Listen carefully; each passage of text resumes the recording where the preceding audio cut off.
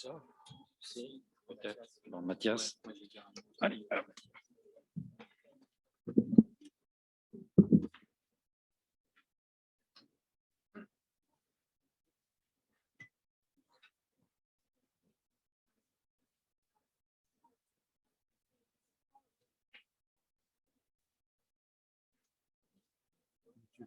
On mettra le ministre là.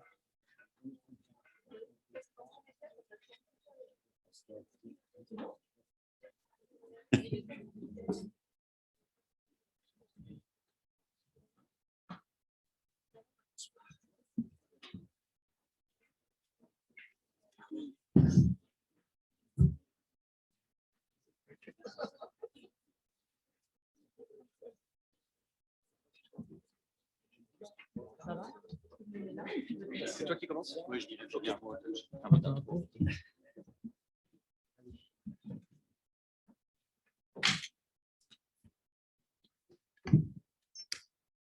Bien, Monsieur le Ministre, Mesdames, Messieurs, chers alumni et chers amis, bonsoir à tous et à toutes et bienvenue à cette conférence qui est organisée ce soir par le Cercle Terroirs et Territoires en Transformation, le Cercle TTT de Sciences Po Alumni pour une conférence sur le thème des transitions écologiques, énergétiques, sociales et politiques, quels enjeux et quelles opportunités pour les territoires, une conférence autour notamment ce soir du ministre de la Transition écologique et de la cohésion des territoires, monsieur Christophe Béchu. Alors, en tant que délégué général de Sciences Po Alumni et au nom de Pascal Perrineau, notre président, je suis très heureux de vous accueillir, que vous assistiez à cette conférence physiquement ici au 28 rue des Saints-Pères à Paris ou que vous nous suiviez depuis les régions de France par visioconférence. Soyez en tout cas chacune et chacun les bienvenus. Alors, je tiens à remercier très sincèrement Monsieur le ministre, cher alumnus de Sciences Po, qui nous fait l'honneur de sa présence, à remercier très chaleureusement Pascal Perzo et Sylvaine Perdriau-Villardière, les coprésidents du Cercle Terroirs et Territoires en transition, et à remercier très chaleureusement, bien sûr, Mathias Vichra, le directeur de Sciences Po, qui nous accueille ici ce soir chez lui à Sciences Po. Je lui cède immédiatement la parole et je vous souhaite une excellente soirée. Mathias.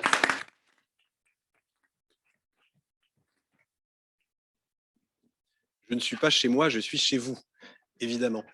Monsieur le ministre, cher Christophe, monsieur le président, cher Pascal, mesdames et messieurs, je suis très heureux d'être avec vous ce soir pour plusieurs raisons. D'abord parce que je trouve très bien que nous mélangions des alumni et des étudiants pour un propos, pour un dialogue, pour un débat autour de la question de la transition environnementale et des territoires. Et je trouve que c'est bien, nous avons des associations étudiantes qui sont représentées, notamment Sciences Po Environnement, et je trouve bien de mélanger, car c'est souvent par la diversité, la différence et la pluralité des points de vue que l'intelligence se développe. La deuxième chose, c'est que je suis très heureux d'accueillir Monsieur le ministre, cher Christophe, parce qu'on se connaît d'une autre vie, donc je vais le vouvoyer parce que le protocole veut que je le vouvoie, mais je connais bien Christophe Béchu. Je suis très heureux à plusieurs titres. Le premier, c'est évidemment, et ça a été rappelé, comme alumnus de Sciences Po. La deuxième chose, c'est qu'il connaît très bien et il suit ce que nous faisons à Sciences Po sur la question des transitions environnementales, j'y reviendrai. La troisième chose, c'est que je l'ai connu comme élu et je sais sa détermination sur ces sujets et aussi, je sais l'ambition stratégique qu'il a en matière environnementale. Donc, c'est pour toutes ces raisons que je suis très heureux d'être avec vous ce soir. Juste pour terminer mon propos, je voulais dire que nous prenons à Sciences Po un virage environnemental à plus de 180 degrés. C'est une urgence, évidemment, éthique, morale. Les étudiants, les étudiantes nous le demandent. C'est une exigence professionnelle, car demain, que vous soyez journaliste, haut fonctionnaire, chef d'entreprise, dans le monde associatif, il faut avoir un minimum, et ce sera un élément distinctif sur le marché du travail, un minimum de connaissances, pas simplement des connaissances d'ordre journalistique, des connaissances réelles sur les sujets de transition environnementale. Et donc, Sciences Po, nous allons inaugurer en janvier prochain un cours de 24 heures obligatoire sur les transitions environnementales pour les premières années. Nous allons en poursuivant d'ailleurs les préconisations du rapport de Bruno Latour, qui nous a quittés, comme vous le savez, le week-end dernier, il avait un rapport en 2019, mettre en place aussi toute une série de transitions sur les masters, puisque nous avons déjà l'école du management et de l'innovation qui devient l'école du management et de l'impact, en développant toute une série d'innovations pédagogiques sur la finance à impact, sur le management durable. Et nous faisons la même chose dans les autres masters. Et nous avons aussi, grâce notamment à des appels à projets que nous avons gagnés très récemment, je pense au programme d'investissement d'avenir de 16 millions d'euros sur 10 ans, où nous allons recruter en masse des enseignants-chercheurs sur les transitions environnementales. Nous avons un objectif, dans les années qui viennent, de recruter 25 enseignants-chercheurs sur ces sujets. Et aussi, dernier point, grâce à la mobilisation de Bruno Latour, nous avons aussi l'opportunité de créer 12 post-docs pour 3 ans sur les questions des transitions environnementales. Nous voulons être le fer de lance, l'université de référence sur ces sujets. Et puisque le ministre va vous parler de sa stratégie et de planification écologique, nous souhaitons auprès de l'État être un partenaire, que ce soit sur la formation des fonctionnaires, puisqu'il y a un plan de formation pour 25 000 fonctionnaires sur la transition environnementale. Nous souhaitons être un partenaire de l'État et plus globalement un partenaire des pouvoirs publics au plan national et au plan local, car nous pensons que Sciences Po, c'est aussi son rôle, un pied dans la recherche, un pied dans l'action. Je vous remercie.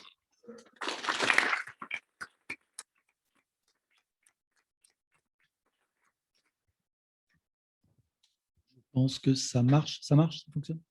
Bonsoir à tous et à toutes. Donc, je m'appelle Pascal Perzo et j'ai le plaisir d'avoir co-créé avec Sylviane Villaudière, qui est un peu loin d'ici, mais sur les territoires à La Baule, donc elle est en Zoom, le cercle terroir, territoire en transformation, dont je vous dirai un mot dans quelques secondes. Je voulais d'abord remercier chaleureusement Mathias pour ses propos introductifs. D'ailleurs, on avait planché les alumni au mois de juin à Saint-Thomas sur ces fameuses transformations environnementales. Donc, les alumni avaient un peu contribué modestement, et Sylviane était avec moi à ce moment-là d'ailleurs, et à l'initiative de Pascal et de Bernard, on avait pu, en tout cas, les anciens contribuer aussi avec cette jeunesse montante sur ces sujets. Je voulais remercier aussi chaleureusement Bernard, d'abord parce qu'avec Pascal Perrineau, ils font un travail exceptionnel dans l'association. Pascal a été réélu brillamment il y a quelques semaines pour un nouveau mandat comme président, et j'en suis ravi. C'est aussi une des motivations, j'ai cotisé depuis 88, mais c'était une motivation d'avoir des équipes alumni qui m'ont poussé avec Sylviane et des jeunes à créer ce cercle terroir et territoire en transformation. Effectivement, quand je parle de jeunes, c'est que dès le départ, dans l'ADN, il y a 2 ans, on a mis déjà 4 étudiants, enfin 4 nouveaux diplômés dans le groupe, dont Théo Breton, que j'avais croisé à l'UNESCO, qui est lui-même en Turquie aujourd'hui avec le guide Michelin, donc il est aussi à distance.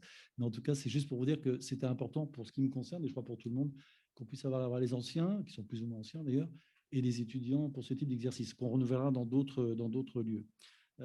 Alors sur le cercle, effectivement, la raison d'être du cercle, c'est de dire on veut décrypter les défis des terroirs et des territoires en essayant de favoriser des transformations harmonieuses et durables.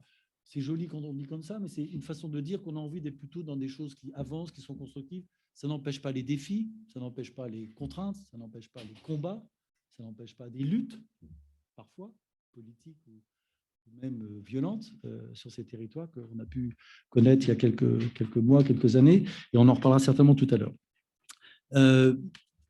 Deuxième idée, c'était à chaque fois d'essayer d'avoir une approche transversale. Donc, on n'aime pas les discours monolithiques. J'ai jamais aimé ça dans ma vie, même quand je dirigeais un think tank avec Raymond Barre. C'est que l'approche transversale et décloisonnée, je pense que c'est pas mal pour aborder ces sujets. D'où un panel hétéroclite et ensuite des interventions des jeunes étudiants et aussi des présidents de groupe à Sciences Po dans les alumni qui poseront des questions aussi à l'issue des premières interventions.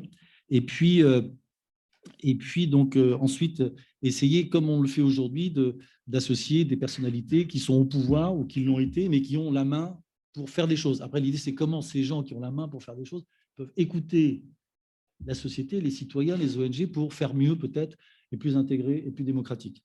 Voilà, donc je suis très content en tout cas de pouvoir accueillir monsieur le ministre Christophe Béchu. Moi, j'ai un petit sentiment très fort et personnel. En fait, on est dans un amphi qui s'appelle Simone Veil. Et en fait, Simone Veil a été une des présidentes, comme Robert Badinter et Michel Rocard, qui ont présidé des programmes de jeunes leaders politiques quand je dirigeais l'Institut Aspen France il y a une quinzaine d'années. Et Christophe Béchu, on ne se connaît pas vraiment, c'est quasiment jamais vu, pour être très clair, je ne l'ai pas invité pour ça, a fait partie d'une promotion de ces jeunes leaders politiques. On avait identifié des jeunes de moins de 40 ans, ils faisaient partie d'une promotion. Il y en a eu d'autres, il y a eu Najat Vallaud-Belkacem, Laurent Wauquiez, Cécile Duflot. Juste pour vous dire qu'il y a eu des gens avec des parcours, des histoires et des trajectoires très différentes. Voilà. Donc, c'est ravi de vous voir des visus, même si on ne s'était pas beaucoup vu à l'époque, en 2005-2006, quand je dirigeais l'Institut. Voilà, donc pensez pour Simone Veil et pour les hommes et femmes politiques qui ont des engagements qui sont sérieux et qui vont au bout de leurs engagements. Et je pense que c'est important sur nos sujets, me semble-t-il, pas que pour moi, mais pour tout le monde. Voilà, donc en fait, Christophe Béchu, je présenterai mes deux autres intervenants après, mais puisque vous allez démarrer, vous êtes un élu précoce, parce que dès l'âge de 21 ans, vous êtes élu municipal dans la région d'Angers, pas Angers même, mais à côté. Moi, je passe de temps en temps à Angers pour aller en Bretagne, mais je ne me suis pas beaucoup arrêté, c'est vrai. Donc, vous êtes un jeune élu, mais après, je ne vais pas revenir sur tout le parcours, mais c'est vrai qu'avant d'arriver ministre récemment, vous avez présidé le Conseil général de Maine-et-Loire entre 2004 et 2014. Vous avez été sénateur, un jeune sénateur. Ce n'est pas évident d'avoir des jeunes sénateurs, hommes ou femmes d'ailleurs. Ce serait bien qu'il y ait plus de jeunes femmes sénatrices, d'ailleurs, me semble-t-il, au passage. C'est pour ça que j'ai créé ce cercle avec Sylviane, notamment. Et puis, vous avez ensuite été réélu, d'ailleurs, maire d'Angers. Vous avez même été réélu en 2020 au premier tour. C'est un bel exploit, ce qui n'est pas évident dans un contexte politique qui est un peu tendu. Voilà. Et puis ensuite, sur le plan politique, vous avez, à un moment donné, quitté les Républicains pour rejoindre le président Macron. Et vous avez aussi en 2001 rejoint un satellite de la Macronie, Horizon, mouvement ou parti, je ne sais pas, ce ne sera peut-être pas l'objet du débat, mais auprès de l'ancien Premier ministre. Voilà. Et puis, donc du coup, en mai, après les élections, vous êtes nommé ministre délégué. Et vous avez une promotion fulgurante, puisqu'en juillet, 2 mois après, vous êtes nommé ministre de plein droit des transitions écologiques et la cohésion des territoires. Donc, en fait, au total, c'était évident qu'on devait faire des choses ensemble dans le cadre de notre cercle. Pour la petite histoire, on avait prévu de le faire avec un autre ministre il y a 2 ans et demi pendant le Covid.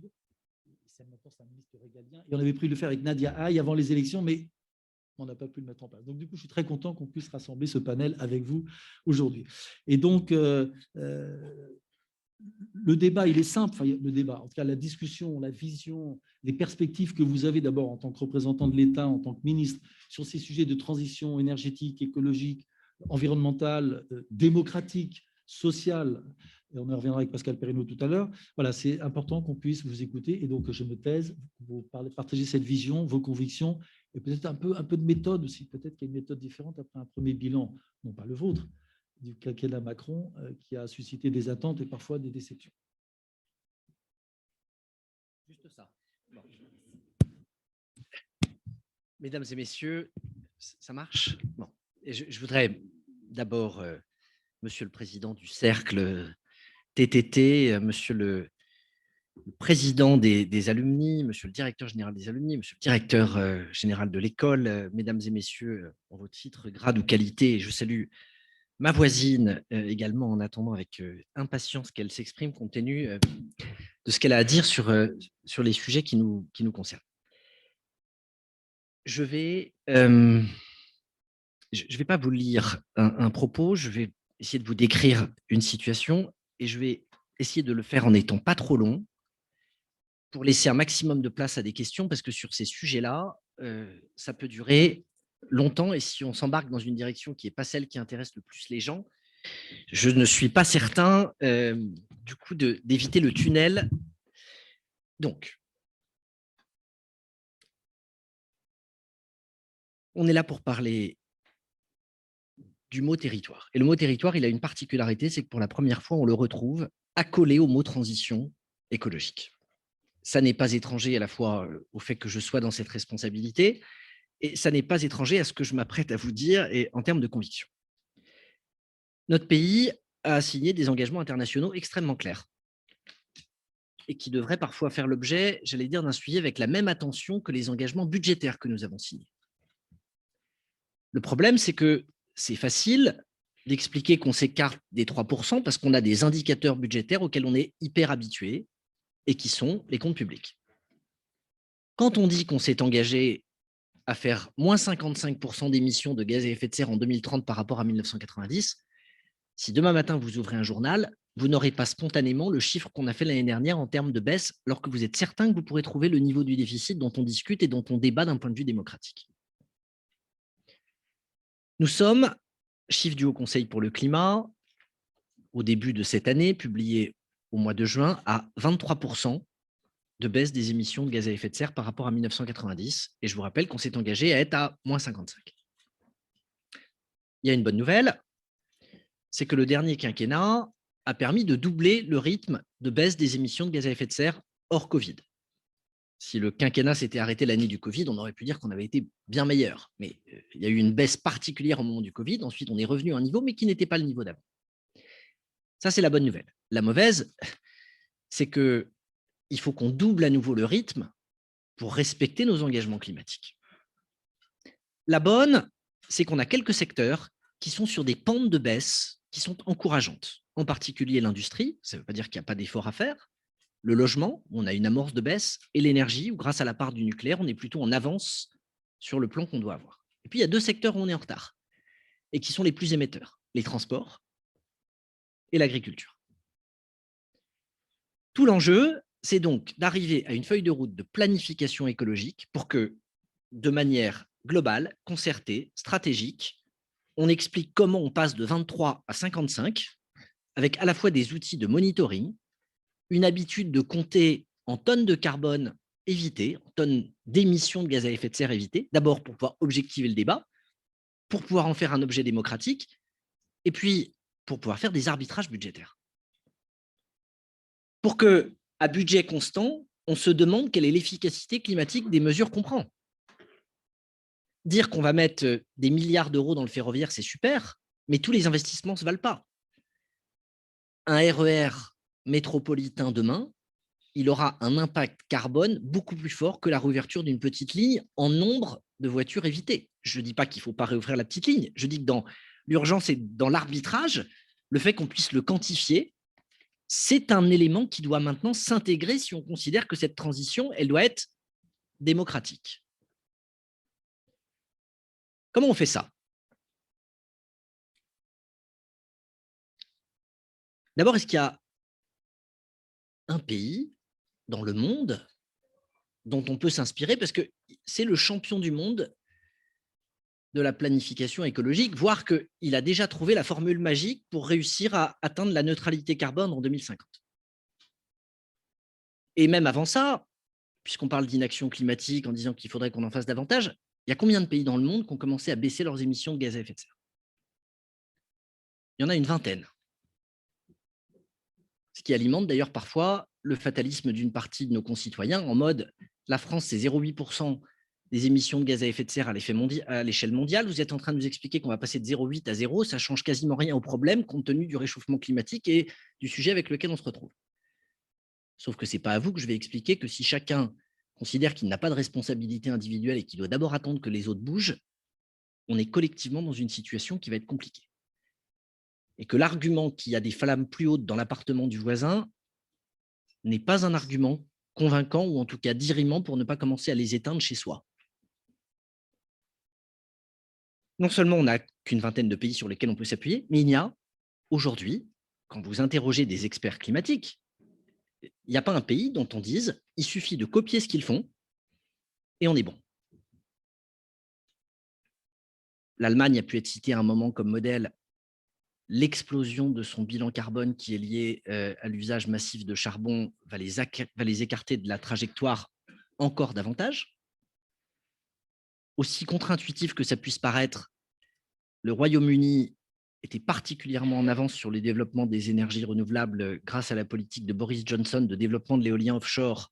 Les déclarations de Liz Truss disant qu'il est urgent d'arrêter de respecter les objectifs climatiques pour soutenir l'économie et pour réouvrir la fracturation hydraulique pour aller trouver de nouvelles énergies fossiles va certainement les écarter de la trajectoire. Et donc, à l'exception peut-être du Costa Rica, il n'y a pas de pays aujourd'hui dans le monde qui constitue un modèle absolu de ce que nous avons à écrire, ce qui est quand même d'autant plus stressant. Je le dis parce que dans beaucoup de métiers, et pour le coup, c'est l'ancien maire qui parle, quand vous êtes confronté à un problème, le premier réflexe qui est plutôt sain, c'est de vous demander s'il n'y a pas d'autres territoires confrontés au même problème qui n'ont pas déjà réussi à trouver une solution ou qui n'ont pas essayé un truc qui a raté pour ne pas vous-même le refaire. Et donc, quand on pose ça, on a une planification qui est à écrire avec plein d'avis, avec énormément de positions prises par des scientifiques, prises par des groupes d'experts. mais avec la nécessité de réussir de passer des préconisations à la mise à l'échelle jusqu'au dernier kilomètre. Et c'est là où la partie territoire entre en ligne de compte. Vous pouvez faire le plan le plus brillant qui soit, si les gens ne le suivent pas, puisque c'est la somme de nos comportements individuels qui aboutit à la baisse des émissions, vous ne tiendrez pas l'objectif. Et entre les deux, il y a tous les décideurs locaux sans lesquels les décisions qui sont prises à l'échelle nationale ne peuvent pas arriver. C'est un cercle dans lequel tout le monde se tient. Il faut des décisions nationales vertueuses, mais il faut les décisions locales qui permettent de les mettre en œuvre. Et c'est là où la partie territoire est cruciale. Et je vous donne 3 ou 4 exemples au hasard. J'ai dit qu'on avait un sujet sur les transports.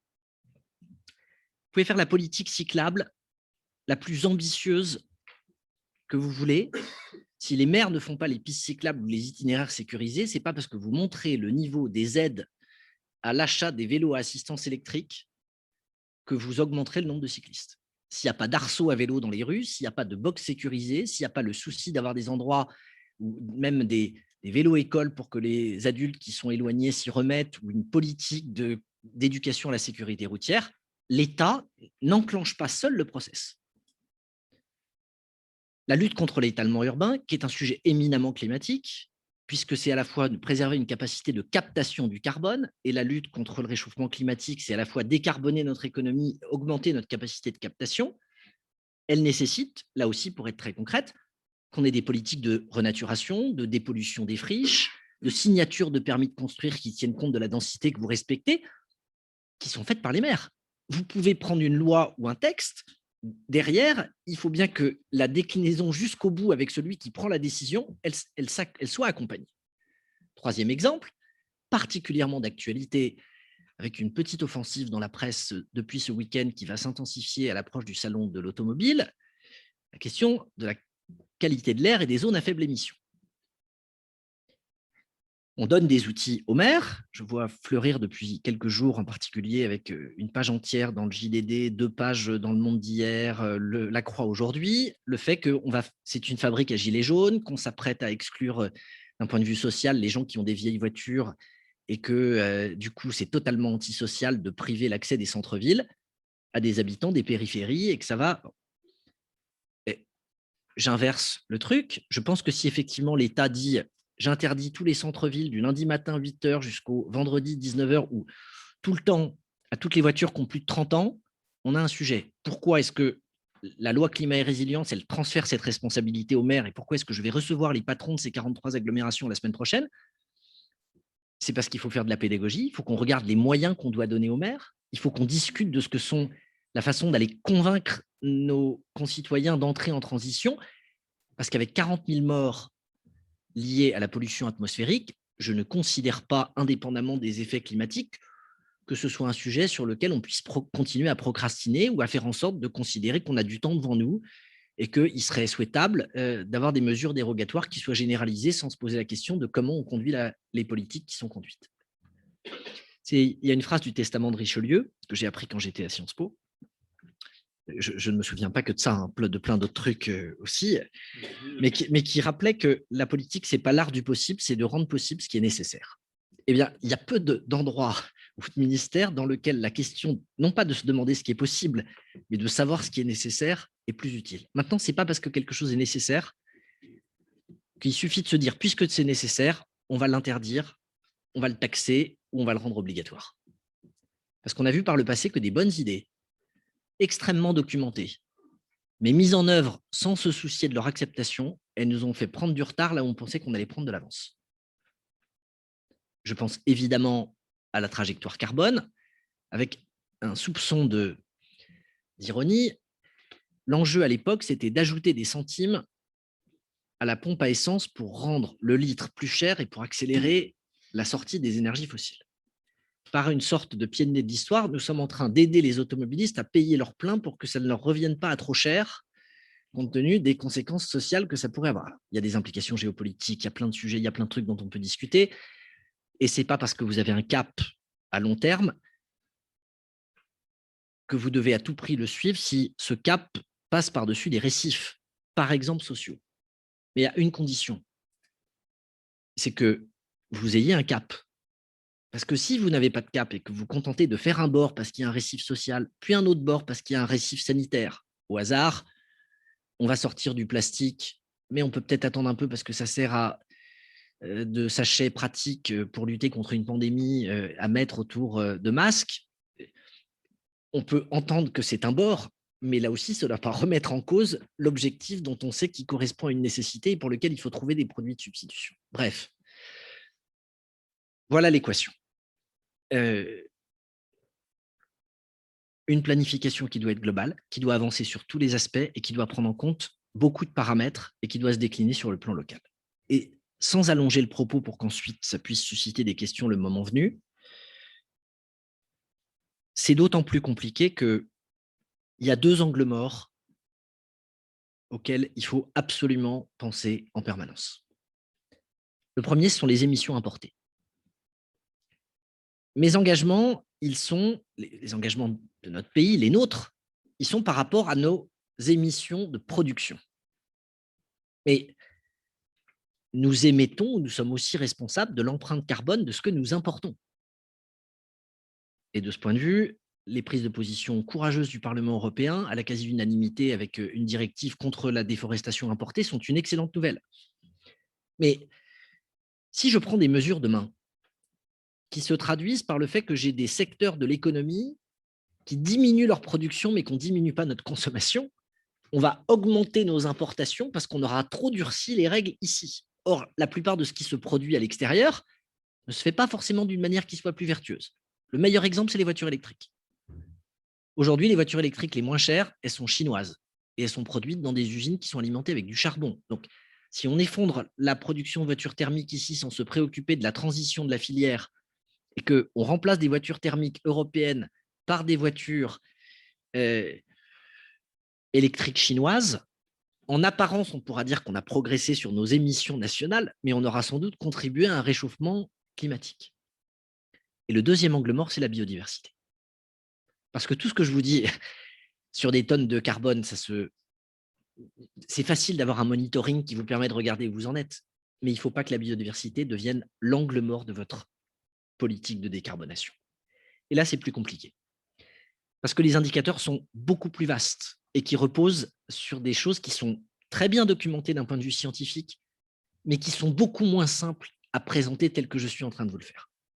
On vit avec 14 000 espèces, on a 18% de ces espèces aujourd'hui qui sont menacées, on a des sujets sur la faune qui sont assez évidents, mais on a des sujets sur la flore, et en particulier sur la capacité de captation carbone, et y compris sur des sujets qui sont très éloignés de ce que le grand public peut connaître. J'ai été en Algérie il y a quelques jours, discuter avec mon homologue de la préservation de la posidonie, qui est une des plantes qui a vraisemblablement la possibilité de captation carbone la plus grande et qui à elle seule absorbe entre 15 à 25% des émissions de carbone des pays du bord de la Méditerranée. La préservation de cette plante, c'est un enjeu crucial, pas pour la biodive, pour la lutte contre le réchauffement climatique. Et en même temps, si j'ai un réchauffement trop fort, ça finira par menacer ma capacité de captation. Donc, ces interactions-là, elles doivent nous conduire à avoir une vue à 360 tout en étant capable d'avancer en même temps sur ces différents leviers. Voilà, je pourrais évidemment répondre à des questions, zoomer sur des trucs, etc. Mais en synthétique, il me semblait plus complexe de... Enfin, voilà, je m'arrête là. C'est bon. Merci. Merci beaucoup. C'était synthétique, éclairant. En plus, on a parlé de la Chine, on vient de parler de la Méditerranée, auquel je suis un peu attaché. Et puis, il y a des mots qui reviennent. On a parlé de démocratie, d'acceptabilité. Vous avez cité Richelieu, moi j'aurais envie de citer Pierre Mendès France qui disait « gouverner, c'est choisir ». C'est qu'à l'aube des choix, les ministres, les gouvernements, les entrepreneurs, et chacun, je pense qu'il y a aussi quelque chose qui est peut-être fort dans ce qu'on a. On est tous responsables. Vous comme les étudiants, les gens sur les territoires, sur ces sujets-là. Donc, ça me fait une très bonne transition. J'ai prononcé le mot démocratie pour... alors, je ne vais pas présenter Pascal Perrineau, c'est quand même le patron ici des alumni, mais il n'est pas que ça. Et il a été brillamment réélu, mais il est aussi politologue, évidemment, spécialiste des questions électorales. Il a dirigé pendant un petit moment le Civipos. Aussi, il intervient effectivement dans beaucoup de rapports et d'études qu'on peut voir ici et là, et une production j'allais dire, de livres et d'études abondantes. J'avais envie d'en citer juste 3, peut-être pour donner un petit peu le ton. Une en 2003, Le désenchantement démocratique, qui faisait suite à des mouvements pas neutres, en 2002. Plus récemment, en 2019, Le grand écart, chronique d'une démocratie fragmentée. Je crois que le mot a été présenté tout à l'heure, on n'en est pas loin. Et enfin, récemment, un que sais-je sur le populisme. Mon cher Pascal, the floor is yours, comme on dit en anglais. Merci beaucoup. Merci, Monsieur le ministre, d'avoir accepté cette invitation. Alors, je vais élargir, puisque vous nous y invitez, le débat au problème de la cohésion des territoires, qui est un peu le deuxième champ qui est le vôtre, même si vous avez eu, en effet, la volonté d'associer territoire et transition écologique. Les territoires doivent être aussi, et c'est un des points sur lesquels vous finissiez votre intervention, sur ces territoires, il y a des problèmes aussi de transition sociale et de transition politique qui sont extrêmement intéressants et qui sont autant de récifs, qui sont autant de récifs à la mise en œuvre d'une politique ambitieuse sur la transition. Et là, je viens de finir le livre collectif que nous faisons après chaque grande échéance présidentielle, et qui va s'appeler le vote clivé. Et personnellement, en travaillant sur ce livre tout l'été, jusqu'à une date récente, on a donné le bon à tirer hier, ça sera publié aux presses universitaires de Grenoble le 24 novembre, j'ai été frappé du retour massif sur la scène politique de la question territoriale. Les territoires, à nouveau, le politique, les clivages, les oppositions s'enracinent dans des territoires comme ils ne l'ont pas fait depuis extrêmement longtemps. Et ça veut dire quelque chose. Ça veut dire quelque chose, et ça veut dire que les récifs vont être nombreux. Et je voudrais insister un peu là-dessus. Pendant longtemps, la question majeure de nos sociétés, de notre vie politique, ça a été la question sociale. Celle-ci, bien sûr, n'a pas disparu. On l'a vu lors des dernières élections avec la question majeure pour tous les Français, quelle que soit leur orientation politique, la question du pouvoir d'achat. Donc, ça n'a pas disparu, loin de là. Mais on voit bien qu'aux questions d'inégalité sociale ou encore de ségrégation sociale, aux questions environnementales, que les Français n'avaient pas mis en tête de leurs préoccupations lors de la dernière élection présidentielle. C'était très clivé socialement là-dessus. Dans les métropoles, oui, on était très préoccupés. Parmi les cadres supérieurs, les professions libérales, oui. Dès que vous descendiez dans l'échelle sociale, la préoccupation environnementale apparaissait en 5e, 6e, 7e ou 8e position.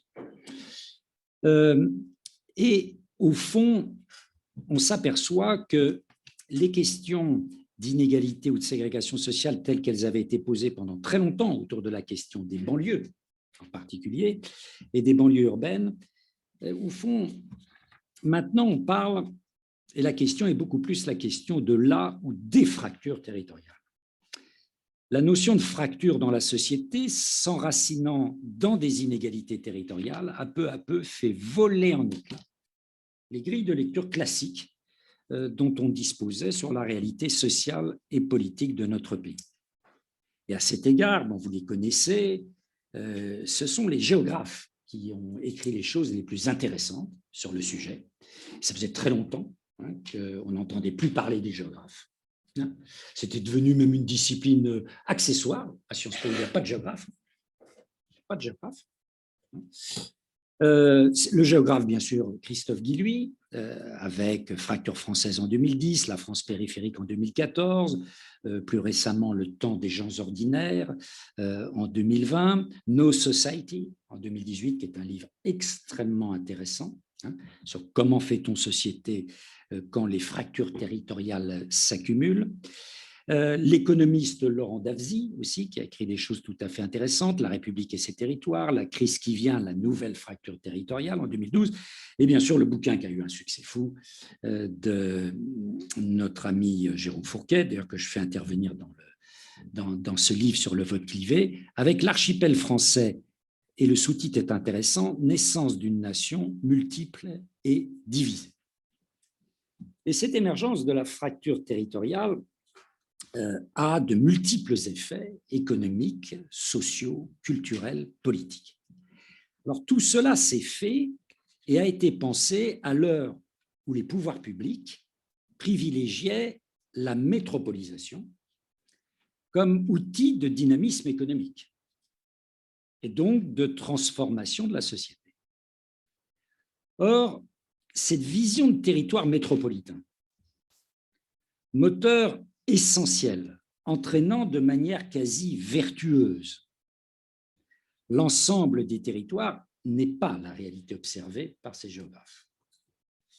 Tout au contraire, nombre d'études montrent que la société est profondément clivée entre quelques centres urbains dynamiques, réellement dynamiques, pourvoyeurs d'emplois, dans lesquels le sentiment de bien-être est élevé, et des périphéries qui sont les unités urbaines petites et moyennes, des zones rurales en perte de vitalité et parfois même confrontées à des processus de réelle marginalisation.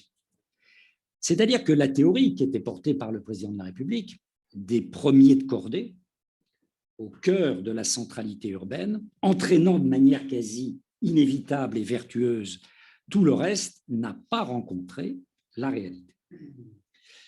Alors, Christophe Guilluy va même très loin, puisque lui, il parle, ce qui est contesté, ça fait l'objet de multiples débats, il parle de deux France. Celle de la périphérie, qui rassemblerait pour lui presque 2/3 de la population, contre une France de la centralité qui agrégerait, voilà, allez, 33% à 35% de la population. Et on voit bien que, quelles que soient les politiques publiques mises en œuvre, la société ne peut pas marcher comme cela. Ça ne peut pas marcher longtemps comme cela. On ne fait pas société à partir de telles fractures. Alors, pour certains qui sont dans une logique extrêmement individualiste, cela ne pose pas de problème car personne ne doit rien à personne. C'était en effet la démarche de Margaret Thatcher qui disait « il n'y a pas de société, il y a uniquement des individus ». Là, les choses sont claires. Le problème, ce n'est pas le problème de faire société. La société n'a aucun intérêt. C'est un agrégat d'individus. Mais on voit bien que la tradition républicaine française, au-delà des clivages gauche-droite ou autres, la tradition républicaine française est très éloignée de ce type d'approche. Et elle ne peut se résigner au constat d'une société qui se défait sous les coups de boutoir de la fracture territoriale. Et je voudrais en donner quelques exemples à partir de ce que je connais le moins mal, c'est-à-dire le symptôme électoral. Quand on regarde ce qui s'est passé du point de vue de la géographie électorale et de la sociologie électorale, qui a une longue tradition dans cette maison, André Siegfried, François Gogel, Alain Lancelot, et que vous regardez en particulier, pas simplement les clivages du premier tour, mais le clivage du second tour, entre Macron et Le Pen, vous avez maintenant une solidité, je dirais presque une violence de la fracture territoriale qu'on n'a jamais connue, ni en 2012, ni en 2017. Il y a un chiffre que, vous savez, les Français ne le savent pas très souvent. La majorité des communes au second tour de France a voté pour Marine Le Pen. La majorité des communes a voté pour Marine Le Pen. La majorité de la population électorale a voté, bien sûr, pour Emmanuel Macron. Mais la majorité des communes, c'est-à-dire des territoires, de ces micro-territoires auxquels les Français sont aussi attachés qu'à leur grand territoire, la nation, ont voté pour Marine Le Pen. Et toutes les analyses, vous verrez dans ce livre de Fourquet, montrent que, par exemple, c'est entièrement déterminé aujourd'hui parce que les géographes, et le plus grand géographe qui a inventé ça, Michel Bussy, qui maintenant vous passionne parce que vous achetez ses polars dans les gares ou les aéroports. Mais Michel Bussy est un grand géographe et il avait inventé cette notion de gradient d'urbanité. Et maintenant, c'est incroyable. Vous avez en effet une dépression électorale de Madame Le Pen et du Rassemblement national au centre des grandes métropoles. Elle est encore très faible dans les banlieues urbaines. Regardez ce qui se passe par exemple ici par rapport à Paris, en Seine-Saint-Denis, elle est très faible. Et puis, allez, 20 km, 40 km, 50 km, 60 km, et ça explose. Ça explose dans le urbain, dans les deuxième et troisième couronnes, pour redescendre très peu maintenant dans le rural profond. C'est-à-dire que maintenant, vous avez une fracture politique majeure qui a pris du sens. D'ailleurs, le président le reconnaît, il parle lui-même, l'alimente en disant il y a les progressistes d'un côté et les nationalistes de l'autre. Il a pris complètement à son compte cette fracture, mais cette fracture renvoie à de la fracture sociale et à de la fracture territoriale. Je dis attention quand les fractures deviennent comme ça séquentes. C'est explosif. C'est explosif, socialement, politiquement et à d'autres niveaux. Et pour certains territoires qui sont en profonde difficulté, comme les territoires ultramarins, alors là, ça devient caricatural. Si vous regardez les territoires ultramarins, vous avez Marine Le Pen à 60%. Et là, ce n'est pas les hommes blancs qui votent pour Marine Le Pen. Ce sont des hommes et des femmes noirs qui votent pour Marine Le Pen en masse. Mayotte bat des records, et Mayotte, c'est une île africaine. Voilà. Après avoir offert des pourcentages à Mélenchon, qui sont des pourcentages énormes au premier tour. Donc, on a là... et le mélenchonisme, c'est quelque chose d'intéressant, puisque maintenant, il y a un espace à trois pôles. Le mélenchonisme, c'est un mélange de métropolisation et de première banlieue urbaine. Le macronisme, c'est la métropolisation. Le mélenchonisme, c'est métropole et première couronne urbaine. Et Marine Le Pen, j'allais dire, voilà, c'est le reste. Et bien sûr, c'est une contrainte, et je terminerai par là, c'est un récif majeur pour la mise en place de politiques extrêmement ambitieuses, qui ne s'appliqueront pas simplement, j'allais dire, au territoire métropolitain et aux premières couronnes de banlieue, mais qui vont s'appliquer à l'ensemble du territoire et qui vont devoir être portées par des électeurs qui, aujourd'hui, vous avez mentionné à un moment, en effet, le mouvement des Gilets jaunes, en disant « vous n'allez pas nous produire des Gilets jaunes ». Une seconde fois, après les bonnets rouges d'ailleurs. Donc ça fera la troisième fois après les bonnets rouges, les Gilets jaunes 1, les Gilets jaunes 2. Mais il y a là, à mon avis, quand on est intéressé par ce très beau thème, qui est celui de votre ministère de la cohésion des territoires, à mon avis, un récif qui est un récif majeur.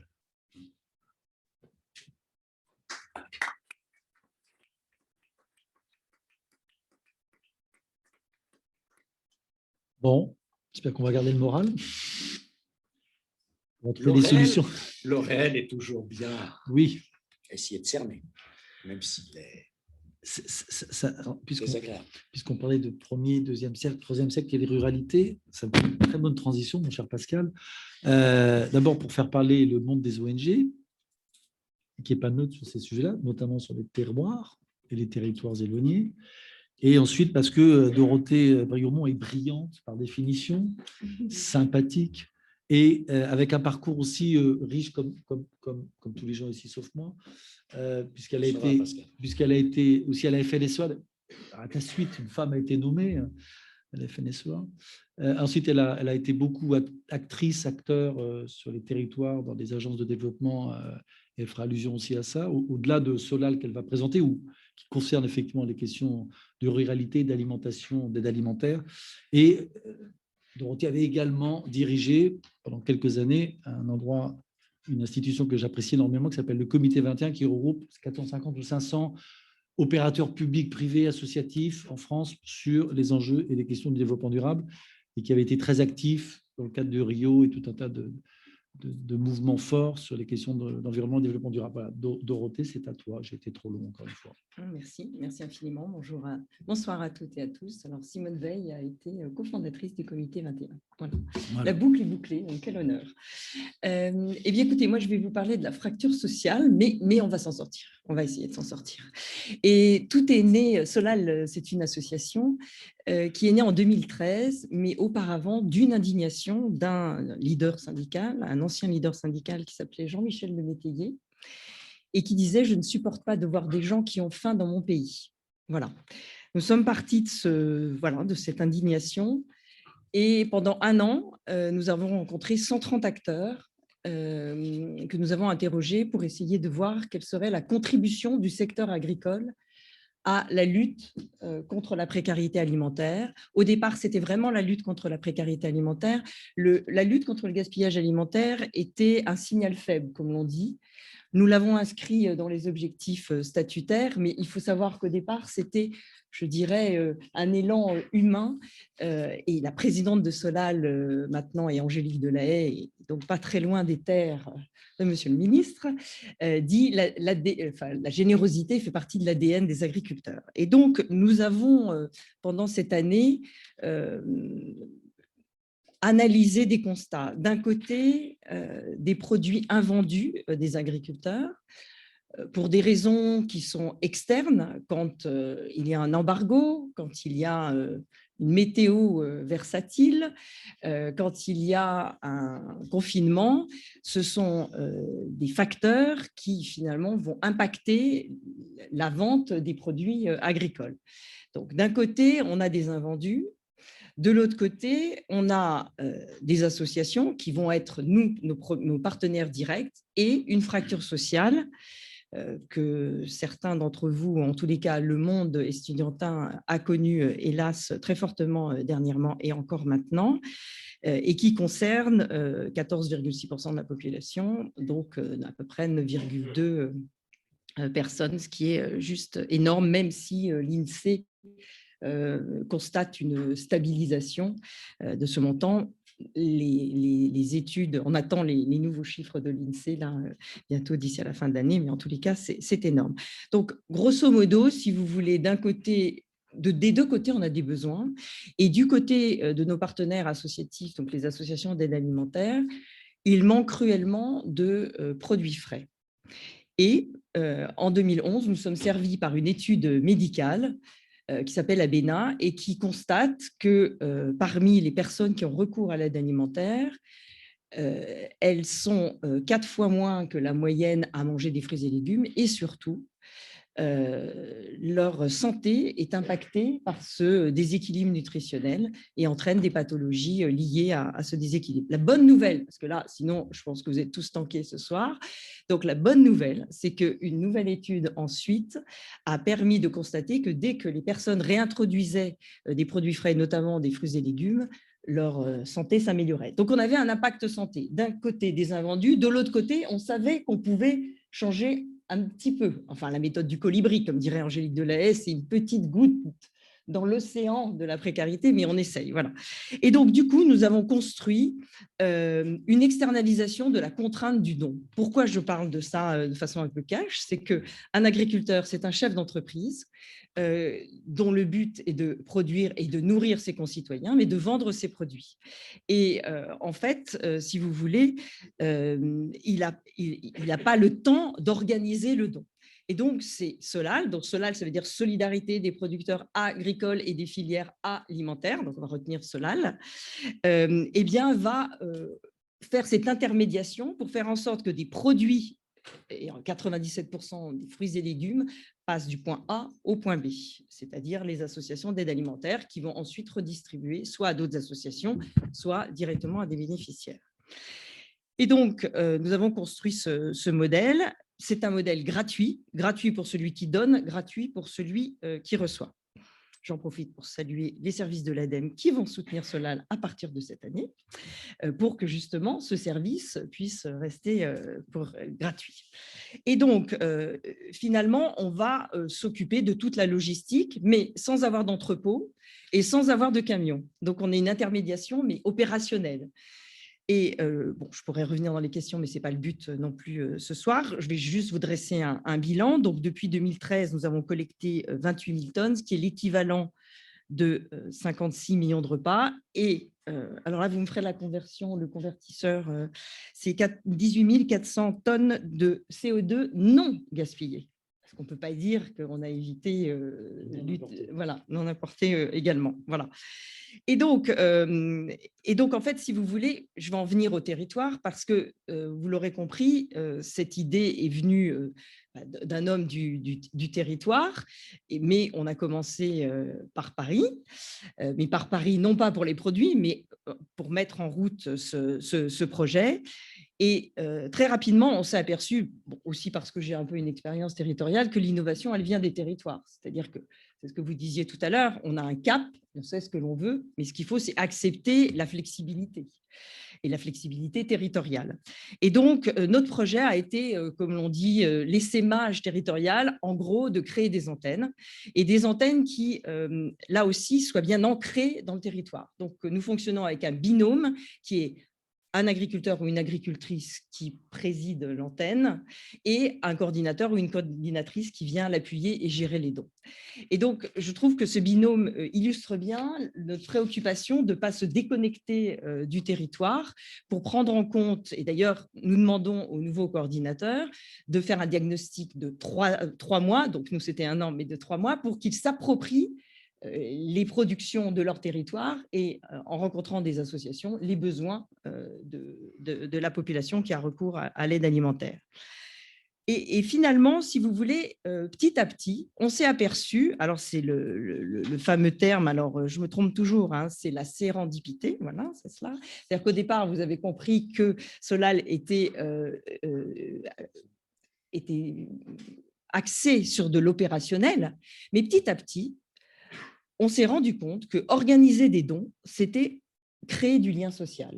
Créer du lien social entre 2 mondes qui ont appris ainsi à mieux se connaître, petit à petit. Entre des agriculteurs qui sont isolés, souvent, pas que, mais souvent, et des personnes, des bénévoles, des associations d'aide alimentaire, des chauffeurs qui viennent prendre les produits. Et finalement, on organise un événement, un petit événement, un micro-événement, mais qui contente, et on a eu des témoignages et des verbatims qui sont vraiment très précieux. D'un côté, on a un agriculteur qui dit « Ah ben moi, quand l'association arrive tous les mercredis ou quand elle vient, etc., mandatée par Solal, j'ai la banane. » Waouh! Deuxièmement, on a des associations qui nous disent bah, « Écoutez, nous, quand on a un chauffeur qui passe le pas du portail de l'exploitation, eh bien, il vient chercher des choux-fleurs, mais il apprend comment poussent les choux-fleurs. Et il comprend et il discute avec l'agriculteur. » Donc voilà. Et je voulais juste aussi vous livrer l'expérience de notre présidente qui est maraîchère et qui a accueilli des personnes en insertion tous les mardis matins pendant 6 mois pour collecter des produits qui ne seraient pas prévus à la vente. Parce que la petite feuille de salade avait un tout petit tour, un petit bord un peu marron, donc ça ne se vend pas. Et en fait, ce qu'elle explique dans cette expérience, c'est l'après-récolte, c'est le café. C'est le café. Parce que lors du café, ce qui s'est passé, c'est qu'il y a eu ce fameux échange. Et lors de cet échange, ils ont parlé cuisine, c'est-à-dire on vient de cueillir des fenouils, mais moi, je ne sais pas ce que c'est, comment ça se cuit. Petit à petit, il y a même des personnes qui ont demandé à Angélique Delahaye, est-ce que vous n'auriez pas quelques heures rémunérées? Elle leur a trouvé quelques heures de désherbage. Et en fait, humainement, elle dit que c'est un cadeau et qu'elle s'est beaucoup enrichie, puisqu'elle a vu des personnes se redresser, lui donner des conseils de recettes finalement, leur dire que se lever le matin pour venir cueillir, c'était finalement un enjeu qui les motivait. Donc voilà. Et donc on a tiré finalement ce fil du lien et on organise ce qu'on appelle des glanages solidaires. Et les glanages solidaires, l'idée c'est de faire venir alors soit des lycéens, soit des enfants de maisons familiales et rurales, soit des personnes en insertion, vous l'aurez compris, qui viennent glaner, cueillir, avec une rencontre qui s'organise, et c'est un triptyque dans ces cas-là, vous avez à la fois les personnes qui glanent, les exploitants agricoles et les associations d'aide alimentaire. Et là, on a aussi une action de sensibilisation à la lutte contre le gaspillage et la précarité alimentaire. Donc, c'est toujours agréable aussi, là aussi, d'avoir des verbatims avec les petits loulous qui, la casquette en arrière, disent « Ah non, il faut se baisser » et puis qui, au bout de 2 heures, disent « mais je vais être utile à quelqu'un. » Voilà. Et donc, ça, c'est vraiment une expérience intéressante. Et on n'aurait pas pu le faire sans nos antennes sur le territoire. C'est-à-dire qu'essayer de trouver des agriculteurs qui nous aident à glaner, à accueillir, c'est extrêmement dur. Alors que la présence sur le territoire, c'est important. Mais ce que je voulais dire aussi, c'est qu'on sait quels sont les ingrédients pour réussir un glanage, mais on accepte aussi le fait culturel. C'est-à-dire que c'est très développé dans le nord de la France, dans le sud un peu moins. Et il ne s'agit pas de plaquer le modèle du glanage dans une région où ça n'est pas pratiqué aussi facilement. Donc voilà un petit peu des exemples pour vous montrer comment la notion de territoire finalement est associée de facto à notre activité. Et puis, je ne sais pas si j'ai encore 2 minutes pour les autres expériences ou pas. 1 minute. 1 minute. Voilà, parce que voilà, comme j'ai fait un peu d'autres choses, ce que je voulais vous dire simplement, c'est que j'avais retenu des expériences passées, notamment sur les territoires, puisque j'ai fait partie d'une agence de développement dans la région nazérienne et j'avais une mission de diversification des PMI qui était en lien avec les chantiers navals et qui devait passer du jour au lendemain de 80% du chiffre d'affaires dépendant des chantiers navals à 20%.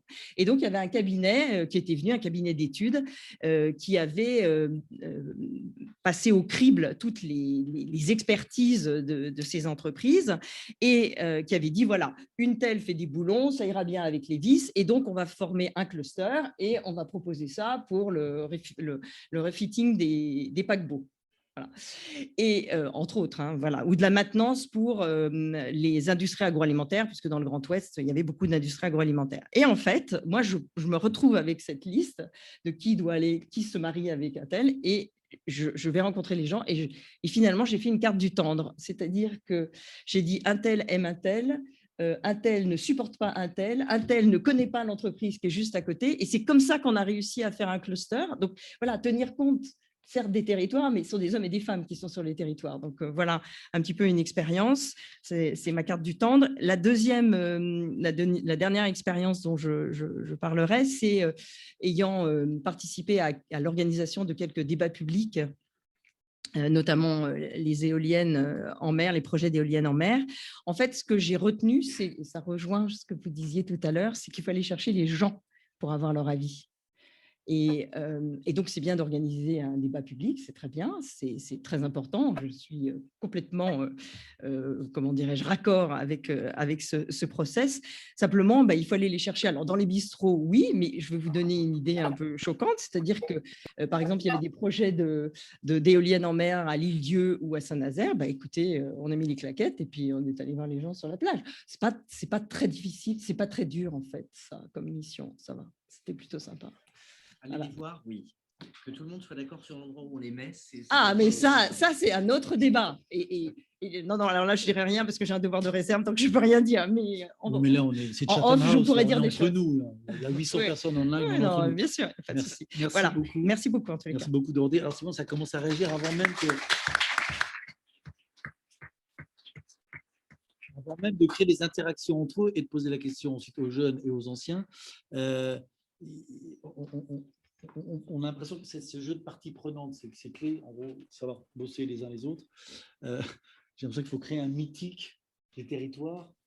C'est comme ça qu'on a appelé le Solal. On a dit c'est le mythique du don agricole. C'est le mythique du don nature. Peut-être que, monsieur le ministre, vous pourriez réagir à ce qui a été dit avec beaucoup de brio par Pascal et Dorothée. 15 millions de tonnes.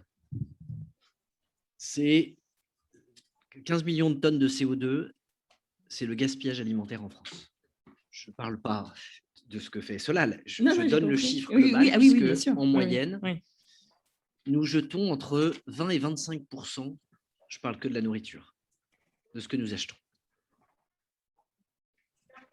Et ces 20 à 25%, c'est 3% de nos émissions de gaz à effet de serre. Ça ne fait pas tout, mais dans un contexte où il faut aller vers la neutralité carbone, ça, c'est des tonnes qui ne manquent à personne et pour lesquelles on dépense de l'argent, on dépense de l'énergie pour les produire et on les jette alors qu'on a des millions de personnes dans notre pays qui ne mangent pas à leur faim. Et ce gaspillage, il est moyen et il touche toutes les classes d'âge, parce que, y compris, il y a parfois des choses qui sont données, qui sont jetées avec des défauts d'apprentissage sur la façon dont on cuisine, etc. Et donc, on a des enjeux qui sont absolument majeurs sur cette question. Je connais Solal, il fait un job super. Il y a plein d'initiatives incroyables qui se passent. Et dans ma ville où j'ai lancé un budget participatif, c'est ce que je disais juste avant de commencer, il y a eu 2 années consécutives où des initiatives de lutte contre le gaspillage alimentaire ont remporté les premiers prix, avec par exemple une tente sur le marché, pour qu'à la fin du marché, les producteurs qui n'avaient pas vendu et qui se retrouvaient avec des produits qu'ils n'avaient pas envie de ramener puissent les donner. certains étaient transformés en soupe pour être mis à disposition, ou d'autres étaient donnés à la banque alimentaire, ou tout simplement, cette tente en fin de marché, elle servait à donner à des gens qui venaient, qui se présentaient et pour lesquels il pouvait y avoir quelque chose. Bref, c'est un autre sujet. Donc, c'est un enjeu climatique et c'est aussi un enjeu pour faire en sorte que la transition, elle soit juste. Dans la lutte contre le réchauffement climatique, il y a des bonnes nouvelles. C'est les circuits courts, c'est la capacité à pouvoir mieux rémunérer une partie de ce qui se fait en proximité, c'est les projets alimentaires territoriaux, c'est la souveraineté alimentaire. Je ne vais pas refaire tout ça. On parle de l'alimentation. Mais si on dézoome et qu'on parle d'énergie, on voit à quel point notre dépendance aux fossiles, c'est aussi une dépendance à des régimes qui ne partagent pas nos positions démocratiques. Et on est sur des fractures encore plus larges que celles qui ont été décrites avec le talent qu'on lui connaît par Pascal Perrineau. Je ne vais pas être long, mais je vais juste dire que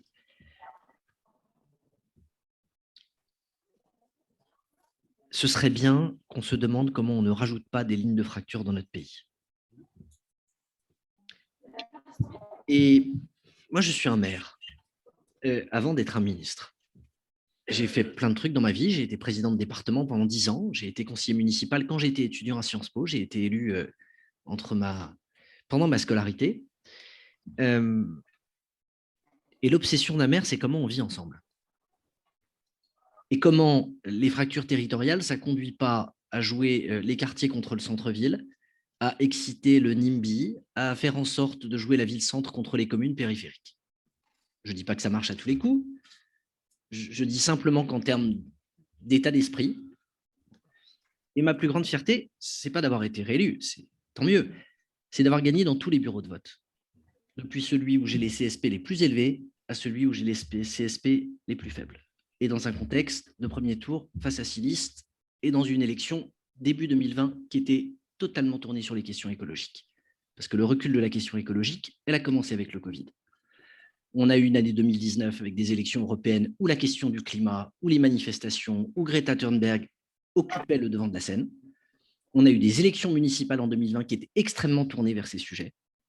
Et puis, du jour au lendemain, le climat, c'est moins important que la pandémie. Et on sort de la pandémie, et là, le sujet, c'est le social, l'inflation et la guerre en Ukraine. Et ce zapping, il est problématique parce que les politiques qu'on doit déterminer, elles doivent être dans des temps dans lesquels on ne change pas de cap. Je reviens à mon histoire de récif. Et si on n'embarque pas tout le monde, je reviens sur ce que j'ai dit tout à l'heure, on va se retrouver de toute façon avec une difficulté à être efficace dans cette lutte contre le réchauffement climatique. Et aujourd'hui, l'écologie, elle est utilisée par certains pour dire si vous n'êtes pas écologiste, vous n'avez pas le droit d'en parler. Si vous n'êtes pas de gauche, vous n'avez pas le droit d'expliquer que vous êtes légitime sur ces questions. Si vous n'avez pas participé à des manifestations, vous n'avez pas vos brevets d'écologie. Et elle est utilisée de l'autre côté du spectre par l'écologie est une arme contre les campagnes et contre la ruralité. Et vous utilisez le prétexte écologique pour conduire une guerre aux pauvres. Ce discours-là, qui fait que vous vous retrouvez dans une situation aujourd'hui, en termes de réchauffement climatique, où vous avez des propositions de loi pour aller supprimer les zones à faible émission dont je parlais, et avec un argumentaire qui consiste à expliquer que vous allez empêcher les gens qui ont travaillé toute leur vie, qui vivent en deuxième couronne, de venir avec leur voiture diesel pour faire leurs courses dans le centre-ville. J'ai entendu ça en commission d'aménagement il y a peu de temps. Ou à l'inverse, on vous tient des discours qui sont hyper théoriques, mais quand vous regardez comment vous allez obtenir l'adhésion de la population pour y arriver, il n'y a pas de chemin. Donc, la ligne de crête, avec une urgence qui fait qu'en plus, il faut qu'on accélère, sans accroître des fractures qui sont déjà existantes et qui en plus sont très polarisées en fonction des territoires, c'est un sujet... Non mais voilà, je raconte juste ça, et puis après, c'est bien pour les questions. Mais j'ai eu l'occasion de le dire une fois, mais j'ai trouvé ça tellement signifiant. Quand j'ai été nommé ministre délégué aux collectivités territoriales, j'ai reçu des centaines de messages de félicitations. Et quand j'ai été nommé à la transition écologique, j'ai reçu des centaines de messages de bon courage, pas de félicitations. Parce que je veux dire, il y a quand même plein de gens qui se disent, OK, c'est pas fait encore le consensus et le sujet sur lequel on se retrouve tous. Voilà. Ça tombe bien, on essaie d'y contribuer, là. C'est parfait, vous êtes là. Bon. Alors, sans transition, on va passer la parole aux questions. Et d'abord, les étudiants. Alors, il y a quelques associations ici. Alors, il y en a qui ont des noms amusants. Alors, il y a l'association Environnement, ça c'est assez simple. Il y en a une qui s'appelle Pavé. Alors, je me suis dit, tiens, on va refaire 68. Moi, j'étais pas né à l'époque. On va aller au boulevard Saint-Michel. Non, pas du tout. Et d'ailleurs, l'association Pavé, je sais pas qui, le truc est fermé. Il y a un café solidaire là. Je voulais prendre un pot en arrivant. C'est fermé pour l'instant. Peut-être que ça sera ouvert quand on va sortir. Mais on a aussi l'entreprise Baluchon qui va nous nourrir tout à l'heure, une entreprise de l'ESS. Alors, est-ce que Mathis, peut-être, puisque je te connais, il y a des micros quelque part. Est-ce que... Là, tiens, tu as vas-y, voilà. Ça serait qu'on prenne 3 questions de 3 étudiants, si c'est possible, et si possible des 3 associations différentes. Attends, vas-y. Bonsoir. Alors, monsieur le ministre. Dire, hein. Ok, très bien, je vais le faire. Monsieur le ministre, vous avez parlé d'exemplarité, mais aussi de cohésion et de biodiversité. Le 26 septembre dernier, donc, le président de la République recevait à l'Élysée Willy Schrein, qui est le président de la Fédération de la chasse, ainsi que Thierry Coste, qui est lobbyiste. Et le 7 octobre, donc quelques jours après, vous avez signé un arrêté pour réautoriser la chasse à l'alouette des champs, qui est une espèce en déclin. Et cette pratique a été jugée illégale par le Conseil d'État et par la Commission européenne. Et donc, dans les médias, vous assumez la décision. Donc, ma question, c'est cela. Donc, alors que les Français perdent de plus en plus confiance dans la politique, surtout dans les territoires, on l'a vu avec la montée de l'extrême droite, et que comment on peut faire si le gouvernement ne respecte même pas la loi, la loi qu'il fait, ni l'environnement? Comment voulez-vous que les Français respectent eux aussi la loi et se mobilisent? Vous avez parlé donc d'embarquer les Français dans la transition. Donc voilà, ma question, c'est où est l'exemplarité de l'État? Comment faire pour embarquer les Français si même vous n'êtes pas exemplaire? Excellente question. On peut peut-être en prendre 2 autres. On peut prendre 2 autres questions, comme ça on va optimiser le timing, parce qu'on n'a plus qu'un quart d'heure pour être à 4. Allez-y. Oui, on vous entend très bien, allez-y. Mais ils ne vont pas entendre ici. Oui.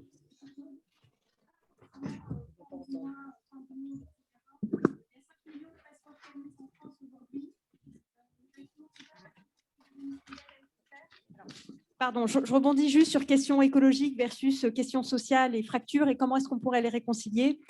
Je disais 5 millions de passoires thermiques aujourd'hui. Le bâtiment, c'est 45% des émissions de gaz à effet de serre. On met 2,5 milliards sur la table pour MaPrimeRénov' versus 45 milliards pour le bouclier tarifaire. Comment est-ce qu'on fait pour réconcilier cette ambition, sachant qu'il y a des gisements très importants d'économie d'énergie et donc de baisse d'émissions de gaz à effet de serre à réaliser dans le secteur du bâtiment? Voilà. D'accord. Une troisième rapidement. Allez-y. Merci. Donc moi, il y a quelques semaines, j'étais en Ariège justement dans le cadre de ma formation en géographie sur le thème des transitions dans les territoires. Donc c'est purement voilà, dans le sujet. Je ne vais pas vous faire l'affront de parler du préfet Ours, mais par contre de tous les intervenants qu'on a rencontrés, donc que ce soit à l'ONF, à l'OFB, dans le PNR, des maires, des personnes qui travaillent pour la Fédération des chasseurs, des agriculteurs, etc. Le seul truc sur lequel ils sont tous et toutes d'accord, c'est qu'ils se sentent méprisés par l'État, parce que les décisions sont prises de manière souvent très verticale. Vous avez parlé du fait qu'il y a souvent une direction générale et qu'il faut qu'après ça ruisselle dans les territoires, ce qui n'est pas forcément le cas puisqu'ils ne bénéficient pas forcément d'accompagnement, que les décisions ne sont pas forcément prises en concertation. Et pour le coup, l'Ariège, vous avez parlé d'extrême droite tout à l'heure, l'Ariège, c'est un département qui est traditionnellement à gauche, donc ce n'est pas l'apanage de l'extrême droite que de ne pas être content. Comment est-ce que vous pensez qu'on peut concilier ces positions-là, puisqu'ils ont besoin de l'État dans ces territoires, mais on leur dit « Ah non, non, non, nous, on vous a remis l'ours, parmi d'autres, hein, vous vous débrouillez. » Voilà. Dernière question.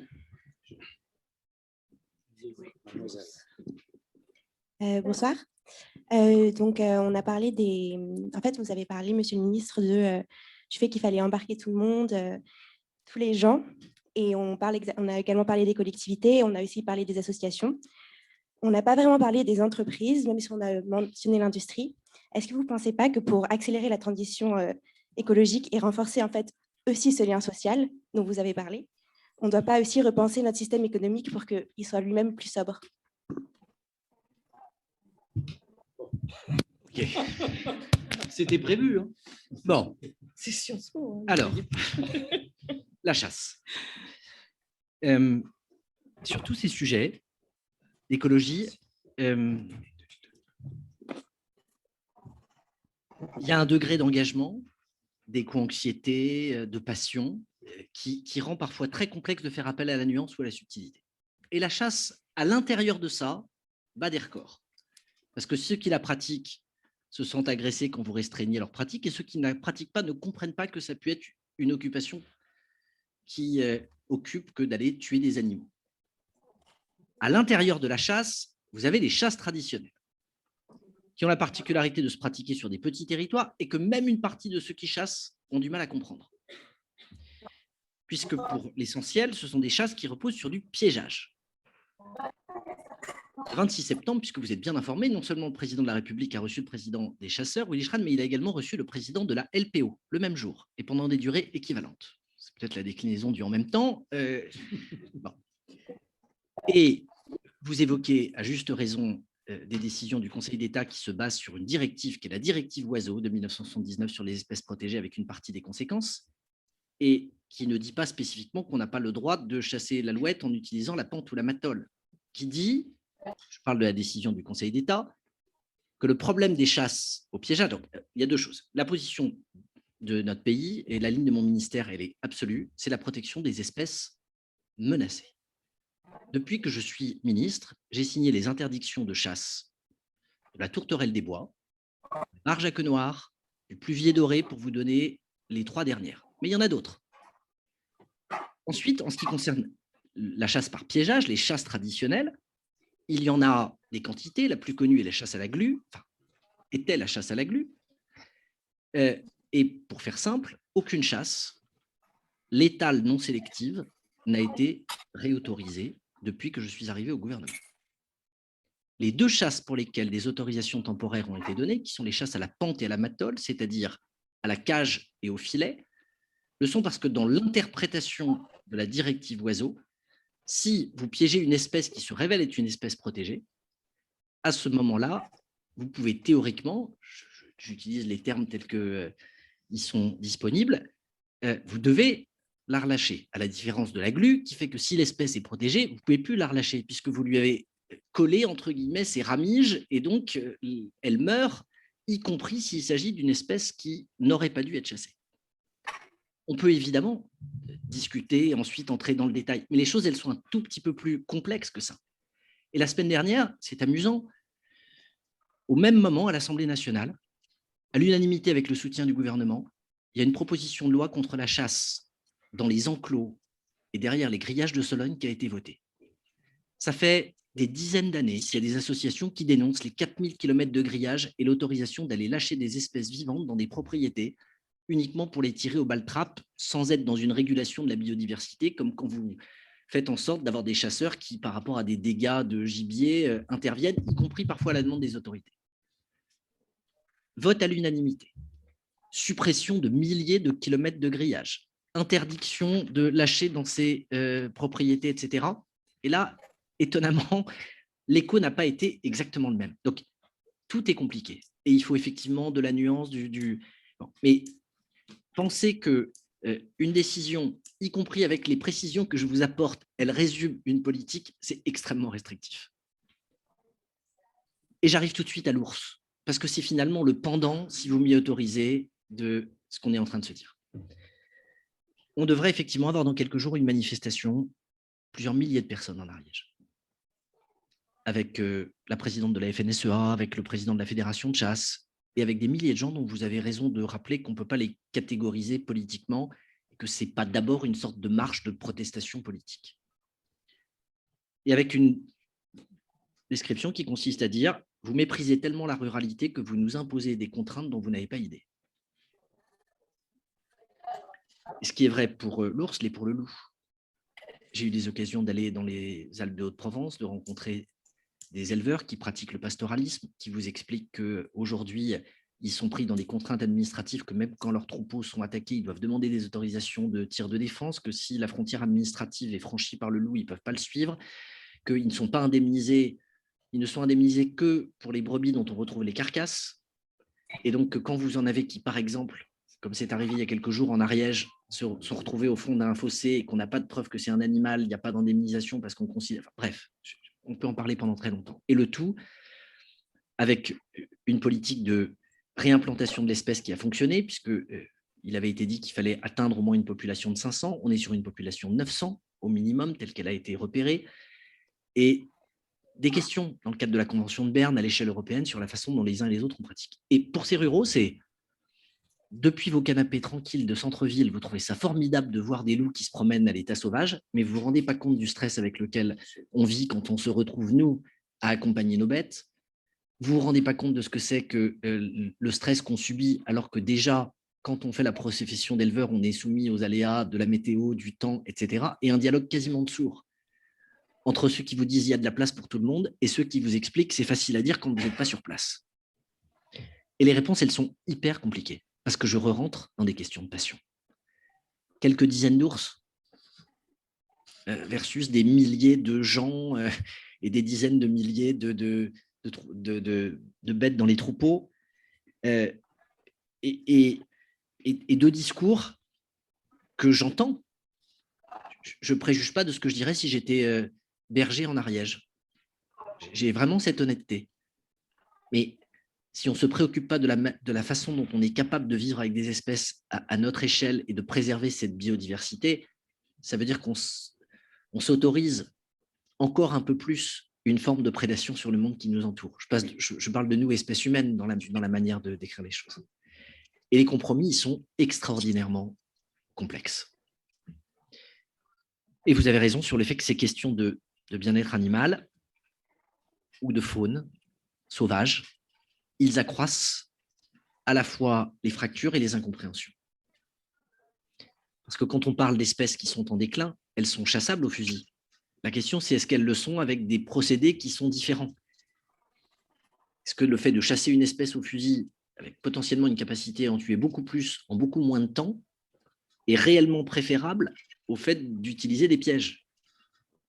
Y compris sur le discours, quand vous creusez, quand vous regardez les choses, vous vous apercevez du fait que sur tous ces sujets, on a des lignes d'opposition avec du noir et du blanc, alors que vous avez des variations de gris. Dans certains cas, c'est clair, c'est blanc, c'est noir, mais dans d'autres, c'est nettement plus complexe. Je préfère parler de rénovation parce que là, au moins, les choses sont sûres, elles sont étayées et elles sont stables, et vous avez raison. Alors, le bâtiment, il est responsable de 18% des émissions de gaz à effet de serre et de 45% de nos consommations énergétiques. Ça peut sembler technique, mais le fait qu'on ait des passoires énergétiques, la part qu'on consomme compte tenu de nos passoires compte. Et ensuite, ça dépend si vous réfléchissez en cycle de vie en intégrant les matières qui sont nécessaires ou si vous vous contentez de regarder à un instant T ce que sont les émissions par rapport à un parc qui existe. Je vais être sans détour avec vous. Il va falloir qu'on mesure l'efficacité climatique des rénovations que nous faisons. Aujourd'hui, on calcule notre politique de rénovation en nombre de logements. Et donc, on dit qu'il faut en faire 700 000. Mais une rénovation de comble, ça compte comme 1. Un changement de chaudière, ça compte comme 1. Et quelqu'un qui refait tout d'un coup, ça compte aussi comme 1. Quelqu'un qui améliore son bien qui n'est pas une passoire thermique, ça compte comme 1. Et quelqu'un qui améliore une passoire thermique, ça compte comme 1. À l'intérieur de ça, on a 500 millions de mètres carrés qui appartiennent à l'État ou aux collectivités locales. Et là, je n'ai pas 2,6 milliards à la minute où on se parle qui sont en face. J'ai obtenu la création d'un fonds vert qui va être doté de 2 milliards, qui va permettre d'aller financer des actions dans le domaine de la protection de la biodive, des remplacements d'ampoules pour les lampadaires, avec plein d'enjeux. Bref, mais il faut qu'on avance là-dessus. Et j'aurai l'occasion, dans le cadre de la feuille de route de planification écologique, de montrer comment on lance les travaux de rénovation qui permettront d'éviter qu'on aille mettre de l'argent dans des boucliers tarifaires, au moins pour une part, mais pour qu'on évite d'avoir ces besoins. Et c'est ça qui est hyper compliqué, c'est qu'il faut être capable de conduire les deux en même temps. Si vous ne faites rien, vous voyez déjà aujourd'hui ce que sont les réactions d'une partie de la population en disant comment on paye les factures, ou des communes, ou des mairies. Et en parallèle, vous avez une ligne qui consiste à avoir besoin de crédibiliser un chemin d'investissement. Je vous donne l'exemple de l'éclairage public. On parle de sobriété, de tout ce qu'on veut. D'abord, ce n'est pas qu'un sujet pour passer l'hiver. Je pense qu'ici, tout le monde a bien conscience que la sobriété, c'est un réflexe. En fait, c'est la lutte contre le gaspillage. C'est le fait de se dire qu'il y a plein de choses dont on peut objectivement se passer. Et le meilleur exemple, c'est l'éclairage public. En France, il y a 10 millions de lampadaires. 9,6 millions pour être précis. Ce parc de lampadaires, il a augmenté de 30% en 30 ans. La population qui a augmenté 30% en 30 ans. C'est le parc de lampadaires. Ce qui est assez corrélé à l'étalement urbain, où on a plus étalé en 5 décennies qu'en 5 siècles. Et là aussi, ça n'est pas corrélé à une progression de population. Et on a 15% du parc de lampadaires au maximum qui est en LED. Quand vous mettez une ampoule LED, vous divisez quasiment par 2 la consommation. Il est souhaitable ensuite d'aller plus loin, d'avoir des politiques où vous déterminez. Mais on est en train de discuter de est-ce que je gagne une demi-heure le soir ou 1 heure le soir, c'est-à-dire 10% du cycle d'éclairage, avec ensuite des gens qui vont dire mais attention, on a des problèmes de sécurité, alors qu'il faut en parallèle se demander comment on baisse l'intensité et la consommation électrique du parc. Détection de présence, dispositif qui permet de s'allumer en fonction de l'intensité lumineuse. Il y a plein de choses qui sont à disposition en plus de la régulation horaire. Et on a des enjeux qui sont colossaux. Donc, la rénovation, c'est majeur. Et en plus, ça, c'est consensuel. C'est bon pour le porte-monnaie et c'est bon pour le climat. Enfin, les entreprises. Non pas enfin pour réussir la planification écologique, hein, enfin pour répondre aux questions qui m'ont été posées. Bien sûr qu'il faut bouger de manière extrêmement forte. Et là, les consommateurs sont en train de faire bouger les lignes de toute façon. Vous avez ce qui relève de la régulation et de la loi, mais la plupart des entreprises, elles veulent garder des clients. Et garder des clients, ça veut dire avoir des gens qui continuent à acheter leurs produits. Et au fur et à mesure que la préoccupation environnementale augmente, la question de savoir comment je réponds à ces préoccupations environnementales augmente. Je ne dis pas qu'il n'y a pas de sincérité. Vous avez des quantités de gens qui sont hyper convaincus, qui souhaitent le faire pour la planète. Mais vous avez en plus un deuxième moteur extrêmement puissant qui est de toute façon la question de la poursuite de l'activité de l'entreprise. Et dans ce domaine, là aussi, il faut en quelque sorte quasiment qu'on soit sur une comptabilité qui intègre ce qui se passe vis-à-vis de la planète. Que la performance des dirigeants, elle s'apprécie à l'aune de leurs émissions de carbone et qu'on ne soit pas uniquement focus. J'ai commencé tout à l'heure en disant qu'il fallait qu'on s'habitue à compter en tonnes de CO2 évitées. Je termine par là où j'ai commencé. Parce qu'il faut que ce ne soit pas le réflexe des ministres. Ça changera peu de choses compte tenu du nombre que nous sommes, de la fonction publique au sens large. Il faut que ça devienne, quelle que soit la manière dont on le fait, une appropriation des citoyens et de tous les décideurs pour commencer. Et donc, dans ce contexte, c'est à la fois ce qui explique ce que votre directeur, ce que Mathias Vichra disait tout à l'heure, c'est le lancement d'un plan de formation des 25 000 plus hauts cadres de la fonction publique, depuis les diplomates jusqu'aux préfets, en passant par les directeurs d'administration centrale. La seule exception dans les hauts fonctionnaires, c'est les magistrats, parce qu'on ne peut pas leur imposer une formation, ce ne serait pas conforme à leur indépendance. Ça ne veut pas dire qu'on ne leur proposera pas, mais on ne sera pas dans le même process. Et ces formations, c'est 20 heures par cadre de la fonction publique, suivies de 8 heures de coaching en mode beaucoup plus individuel, sur la manière dont ensuite on peut répercuter sur les étages du dessous de l'administration, du service ou de lieu dans lequel on se trouve, une partie de cette formation pour faire bouger les lignes de la puissance publique. Et bien de la même manière, vous avez aujourd'hui une progression de la formation, des engagements RSE, des suivis qu'il faut qu'on soit capable de continuer à amplifier, avec une seule limite, c'est aller très vite là-dessus, sans arriver à des décisions qui augmentent nos importations parce qu'on finirait par trop durcir tel ou tel critère. C'est ce que je disais tout à l'heure.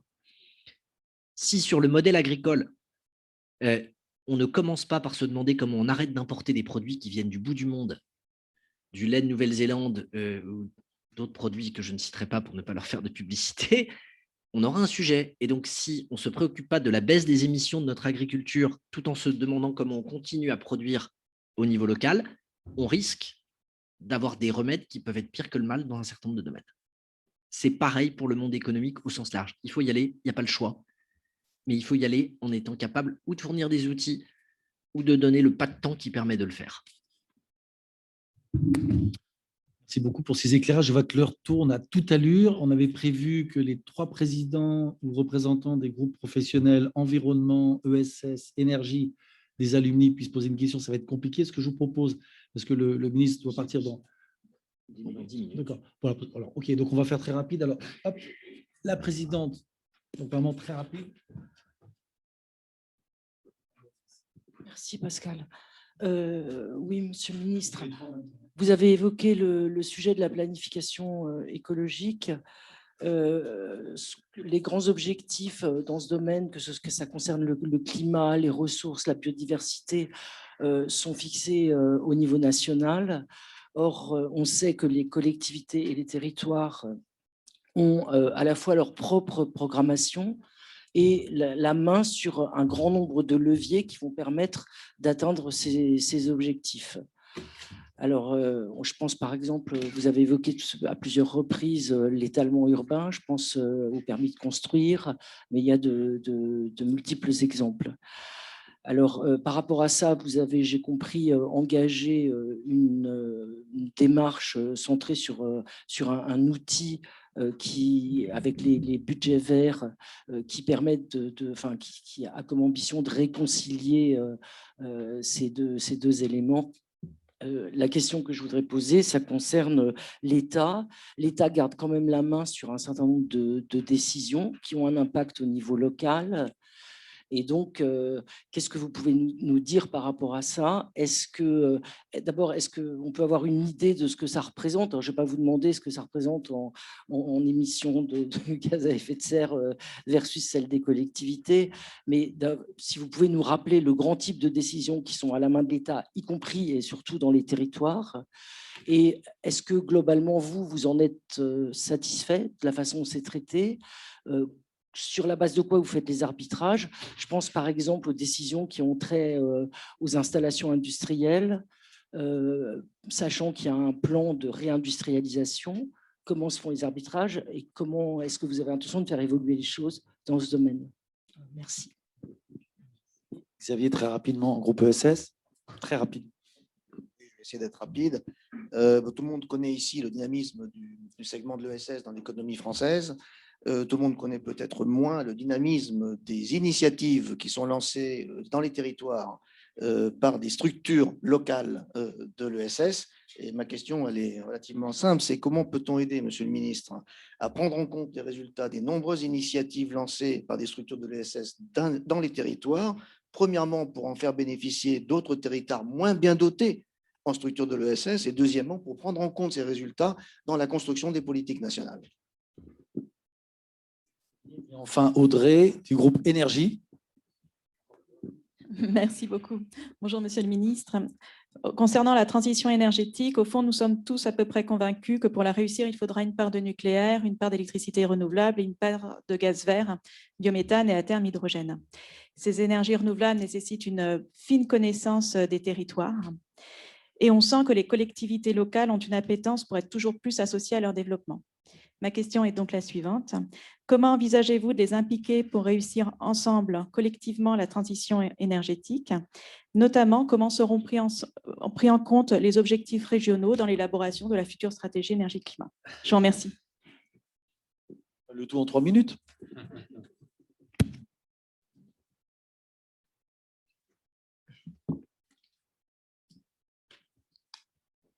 Ce sont d'excellentes questions et qui parfois sont à la limite de l'injonction contradictoire, en particulier la première sur la place de la réindustrialisation et la façon dont les choses se font.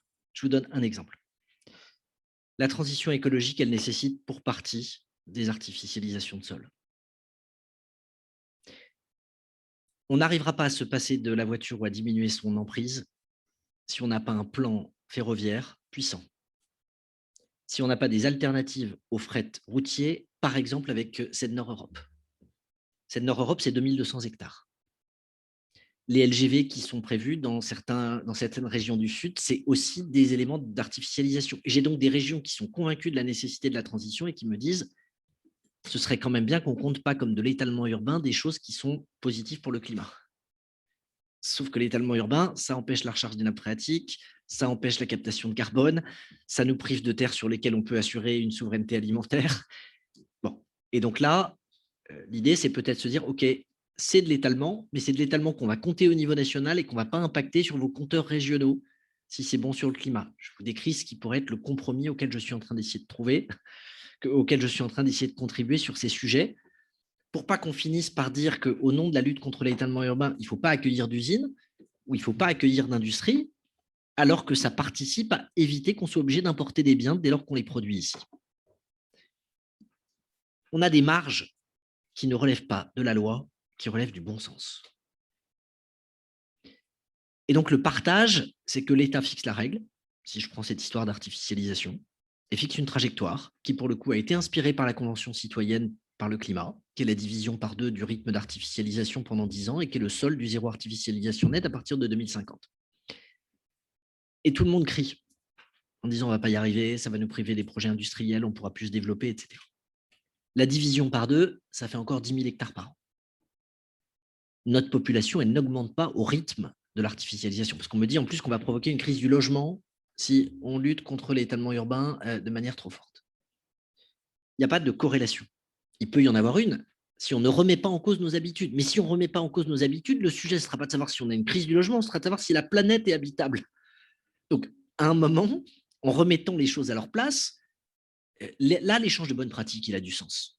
Là, le fait de se demander comment, au lieu que quand on accueille une entreprise, on l'autorise à avoir un terrain qui fait la taille du terrain qu'elle occupe au cas où elle aurait besoin un jour de s'agrandir, ce qui, dans un certain nombre de cas, n'arrive pas, mais on a privé cet espace d'une autre finalité que celle qu'elle pourrait avoir. Typiquement, il faut qu'on fasse évoluer les pratiques. On a besoin de garder des jardins en ville. Je ne suis pas du tout en train de plaider pour du collectif parce que c'est un élément fondamental pour la biodiversité et pour avoir des îlots de fraîcheur. Mais il y a des formes urbaines, y compris aujourd'hui, qui sont conçues par des urbanistes et des architectes qui permettent d'aller faire de la maison individuelle imbriquée, de regarder comment on a des choses qui se font. Donc, on a la main sur la règle et on a la main sur la fiscalité. Et là-dessus, on a des bougées à faire. Et je vais livrer pour le coup ma conviction. On a un chantier sur la fiscalité qui doit consister à rendre moins cher ce qui est vertueux et plus cher ce qui ne l'est pas. Et aujourd'hui, on se concentre sur comment est-ce qu'on aide à la dépollution des friches. Moi, je considère qu'à partir du moment où on lutte contre l'étalement urbain, il faut que le terrain qui devienne constructible alors qu'il ne l'est pas, il fasse l'objet d'une fiscalité qui tienne compte du fait que ça n'est pas vertueux. Parce que si je me contente de mettre de l'argent public pour corriger les effets de ce qu'on a fait et que je ne préviens pas une partie des choses, j'aurai un sujet. Le champ de l'ESS, il est par exemple très investi dans tout ce qui relève du recyclage, de la deuxième main, de l'économie circulaire. Si on y croit, il ne serait pas aberrant qu'on aille vers une fiscalité au titre de l'économie circulaire qui ne soit pas celle d'une économie primaire, pour rester sur cet exemple et pour essayer de faire le lien entre les uns et les autres. Ce dont on a besoin, c'est d'avoir des idées, des propositions, des suggestions qui puissent venir aussi d'acteurs économiques. Et donc moi, ce que je dis au groupe ESS ici, on a déjà plein d'idées dans celles dont on dispose, mais à la question « qu'est-ce que vous pouvez faire ?» commencez par nous alimenter sur ce qui vous semble être des bonnes pratiques et des choses qu'on pourrait dupliquer. Enfin, pour tenir l'engagement que j'ai à 20h30 dans un autre lieu, sur la question de l'énergie. Oui, le constat par ceux qui ne veulent pas se remettre en cause, il est qu'on a besoin d'une source d'énergie pilotable. Et ça, c'est le nucléaire qui nous permet de ne pas nous dépendre d'une énergie qui soit intermittente et qui soit décarbonée. Parce que si vraiment on pense qu'il y a une urgence climatique, aller expliquer qu'il y a des façons d'éteindre l'incendie qu'il ne faut pas utiliser parce que ça nous posera des problèmes pour longtemps après la fin de l'incendie, ce n'est pas très raccord avec la vision d'urgence. En revanche, tout le monde n'est pas d'accord sur les énergies renouvelables. Non plus. Et à la question, les élus sont plutôt pour. Il ne vous a pas échappé qu'on avait un petit sujet avec les éoliennes, pas seulement terrestres, mais même parfois avec les éoliennes offshore. Et ce n'est pas forcément des élus qui, en soi, sont contre. C'est que vous avez toute une partie de la population qui est d'accord avec plein de choses à condition que ce ne soit pas à côté de chez eux. Ils ne sont pas contre la lutte contre l'étalement urbain, mais ils ne veulent pas que le voisin rajoute un étage qui aboutirait à avoir dans leur jardin. Ils sont d'accord pour qu'on fasse en sorte de décarboner, mais ce serait bien que la ligne éventuelle de transport en commun ne passe pas devant chez eux, etc. Et dans ce domaine, un des axes du projet de loi qui sera examiné à partir du début du mois de novembre au Sénat sur l'accélération des énergies renouvelables, il porte sur le partage de la valeur et sur le fait de penser qu'à un moment, il faut à la fois partager les objectifs et puis à la fin, il faut partager les retombées qui peuvent être les retombées positives des projets qui sont conduits et que c'est un moyen d'associer les collectivités. Et je vais plus loin, y compris pour les régions. Je pense qu'on arrive d'un modèle extraordinairement centralisé avec un monopole de production d'énergie. Aujourd'hui, on est dans un modèle dans lequel il y a 500 000 sites de production d'énergie dans notre pays. Parce que celui qui a installé 3 panneaux voltaïques sur son toit, il injecte de l'énergie sur le réseau. Et donc la question de la gouvernance de l'énergie à l'échelle du territoire, de son modèle, du fait de s'appuyer sur les métropoles, sur les régions ou sur des systèmes mixtes, d'assumer une réflexion qui soit une réflexion de gouvernance et de se demander la part que les collectivités territoriales peuvent y jouer, c'est pour moi un des moyens d'accélérer ce développement. On a intérêt à avoir des acteurs qui ne se contentent pas de dire « voilà le terrain pour faire », mais qui, parce qu'ils ont une partie de la compétence, parce qu'on a des financements participatifs qui permettent aux gens d'être associés à ce qui se passe, parce que le projet il va être vertueux en alimentant ou en devenant un argument pour faire en sorte de décarboner l'énergie de l'entreprise qui va s'installer à côté et qui voudra répondre à la préoccupation de montrer à ses clients qu'ils se préoccupent de la sauvegarde de la planète, ça deviendra un levier d'attractivité. Et donc, c'est un moyen sur lequel il faut qu'on soit capable de modifier les paramètres et de décision et de partage de valeur. C'est ma conviction. Je précise qu'une partie de ce que j'ai dit ce soir n'a pas nécessairement fait l'objet d'une validation gouvernementale. Je me suis livré devant vous de manière très claire, y compris en vous faisant part d'idées qui, pour certaines, ont vocation à animer le débat public, qui, pour d'autres, sont très partagées, sont déjà très avancées dans nos réflexions. Et je voudrais vraiment vous remercier de la qualité d'écoute et vous demander pardon de devoir partir si vite, mais vous remercier. Il n'y a aucun souci. Vous avez envie de... Il y a une phrase qui me vient à l'esprit, l'art de la politique entre complexité et courage. C'est peut-être une bonne conclusion. Je ne sais pas si on la dira dans 50 ans ici. Merci beaucoup en tout cas, Monsieur le ministre. Je sais que votre cabinet était un peu... Voilà, donc on va... Alors, il est prévu... D'abord, on a essayé de mettre en pratique nous-mêmes un certain nombre de choses qu'on a racontées ici. Donc, comme vous avez remarqué, il n'y a pas de bouteille plastique. Et en plus, le cocktail qu'on va avoir juste après, c'est une entreprise de l'ESS en Seine-Saint-Denis, Baluchon. Voilà, c'est important aussi de mettre en pratique quand on prend des décisions, y compris ici, y compris chez soi, de le faire le plus possible pour ne pas avoir à donner de leçons aux autres. Le cercle terroir et territoire en transformation, je sais que Sylviane et Théo, un est en Turquie, l'autre est à La Baule, sont à l'écoute. On aura certainement, d'ici la fin de l'année, une rencontre autour de digital et territoire, parce qu'on a beaucoup parlé d'innovation. Il se passe plein de choses fantastiques, et vous le savez, les jeunes, en matière digitale et territoire, dans l'agro-industrie, bon, peu importe. Et puis, on va essayer de mettre en place, c'est pour ça que j'avais souhaité que les présidents de groupes d'anciens et d'étudiants soient là, c'est qu'on veut, à l'initiative du Cercle et avec les autres, faire un gros événement tous les ans au Sénat, donc ça sera au printemps 2023. Ce ne sera pas 1h30, ce sera plutôt 4h30, ce sera plutôt 3 plénières, 12 intervenants et un keynote. Tout ça chez Gérard Larcher, ou en tout cas au Sénat, peut-être avec une vice-présidente au féminin, ce qui serait pas mal non plus. Voilà, je vous souhaite une bonne soirée et on se retrouve avec Baluchon un peu au-dessus.